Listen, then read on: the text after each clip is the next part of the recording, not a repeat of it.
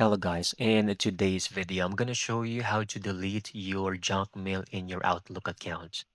Let's begin. First, open your favorite browser and log into your account. Once you're in, this is going to be your interface. I want you to focus your attention on the left side, all right? So inbox, you should be able to locate junk email right over here. Click on it, all right? So it will be shown here all of the emails that have been on your junk folder ever since. And you should be able to select them like any other email and delete them individually.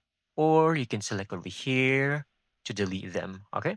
Now, if you want to delete them all at once or do a bulk delete of your emails, you can do and click on the icon over here. I will show you what it looks like. For example, this and the deleted items, we can easily click on empty folder and it will automatically delete everything in this specific folder, which is the deleted items. And you can use the same concept for junk email or any other folders that you have.